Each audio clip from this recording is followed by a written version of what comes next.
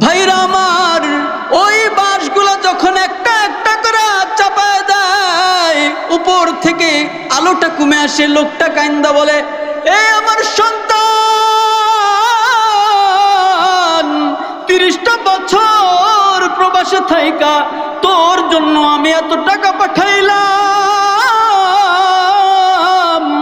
আর তুই কিভাবে আমাকে এই মাটির মধ্যে শোয়াই দিলি রে বাবা? তোর কি বাপের কথা মনে পড়ে না? কত করে তুইলা খাবার খাওয়াইতাম, তোর জন্য কত কান্না করতাম, আমার নিজের খাবারের কোনো দরকার ছিল না, তোরে আমি খাওয়ানোর জন্য বিদেশে গেছি।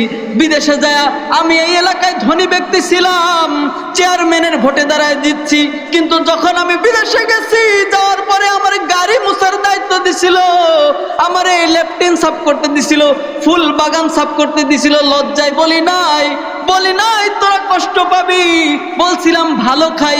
বিদেশে যা ভাত খাইতে পারি নাই, মরুভূমিতে আমাকে উট চড়াইতে দিছিল, কিন্তু আমি তোদের বলি নাই, শুধু তোদের কথা চিন্তা কইরা কষ্ট সহ্য কইরা জীবনের অর্ধেক সময় পার করে দিছি।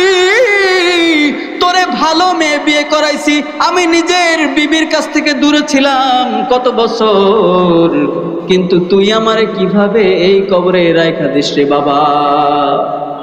আস্তে আস্তে যখন বাঁশগুলা দিয়া চাটাই দিয়া দিবে, মাটি চাপা দিয়া, আবার কেউ পাড়া বা ঠাইসা ভালো করে চাপা দিয়ে দেয়, লেপে দেয়, চলে যাবে, কিন্তু ওই লোকটা কিন্তু কবরে বৈশাও ওই 40 কদম যাওয়া পর্যন্ত পায়ের আওয়াজ শুনতে পাবে।